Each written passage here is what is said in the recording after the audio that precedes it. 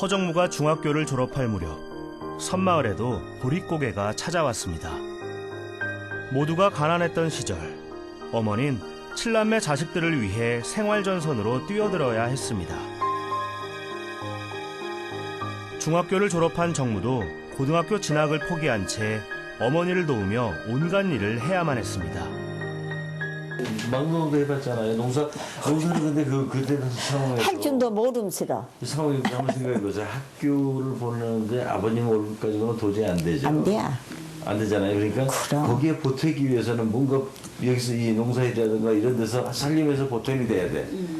그래야 이거 그래도 겨우 보낼 수 있는데 그러다 보니까 어머님께서는 정말 농사일 많이 하셨어요. 저도 농사일을 굉장히 많이 그래서 따라서 했거든요. 뭐 벼농사, 보리, 콩, 고구 이런 거. 1년 학교를 하나 주저앉혔어. 허 감독님을. 그렇게 지금도 그때야 고생한 일 생각하면 그 어린 것이 학교 가야 직권인데. 그게 아버지 어머님은 그게 마음이 굉장히 아프신 거죠. 갈수록 아파. 그때가 제일 마음이 아팠어. 일생 삼시로 학교 못 가고 잡아놓고 뭐 나 하는 거 도와주라고 하고 그때가 제일 내가 지금도 생각하면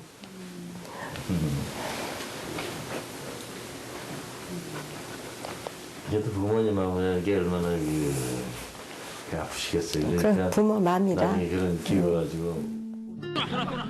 중학생 때 군 체육대회에 면 대표 선수로 나간 어느 날 정무에게 기회가 찾아왔습니다.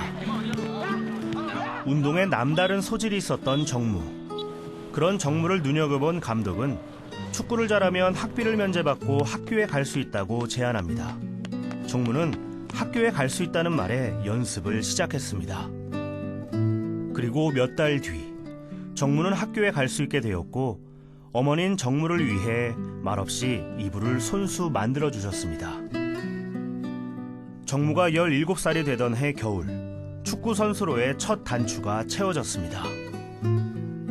그래서 제가 뭐라 그러냐면 그럼 6개월만 아버지 한번 해보겠습니다. 6개월 해봐가지고 안 되면 제가 내려가서 농사 짓겠습니다.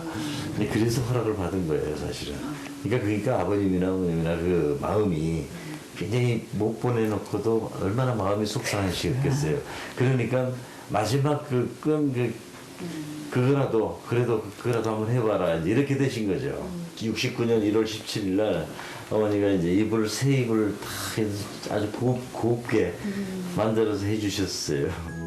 7남매 교육을 위해 흙짐을 나르고 남의 농산일도 마다하지 않으셨던 어머니. 어머니는 그 삶이 고되다 생각지 않았습니다. 극복해야 하는 또 다른 삶이라 생각했습니다. 사람이라는 것은 맨날 좋기만은 안 해. 누구든지 곡절이 있고 고생이 따라. 이 인생이 그러거든. 그래서 이런 것은 이겨 나가야 진다. 이 정도는 내가 이겨서 극복해야 진다. 그런 집념으로 나는 살았어. 어머니는 매일 밤낮 없이 정화수를 놓고 빌고 또 빌었습니다. 축구 선수가 되겠다고 홀로 서울로 간 정무를 위해 어머니가 할 수 있었던 건 아들을 위한 기도가 전부였습니다. 축구를 잘하면 학비를 내지 않아도 된다는 말에 고생하는 어머니를 생각하며 정무는 피나는 노력을 했습니다. 153cm의 작은 체구. 늦은 나이에 시작한 축구는 집념이 되어 그렇게 꿈으로 이어졌습니다. 축구를 시작한 지 6년째 되던 해, 허정무는 드디어 대한민국 축구 국가대표 선수가 되었습니다.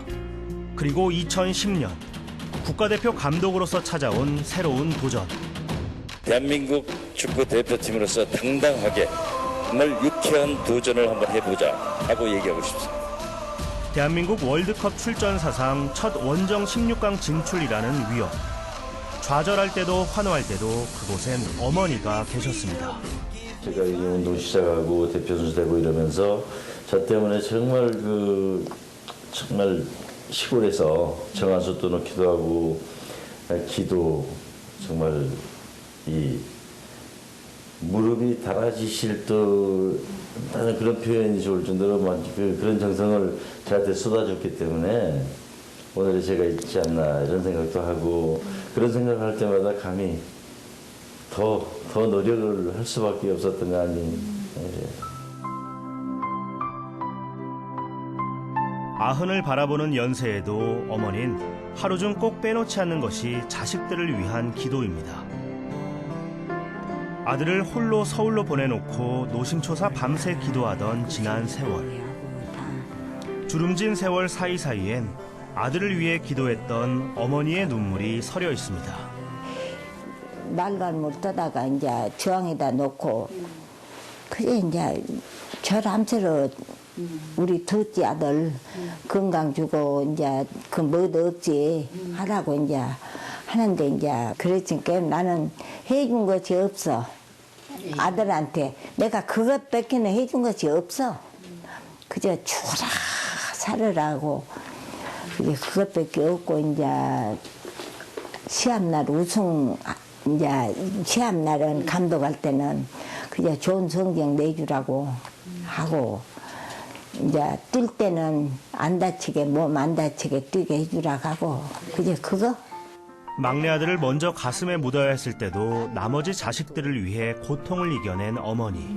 이삐이라 모두 팔풍이 말로 내 자식 자랑한다고 보죠.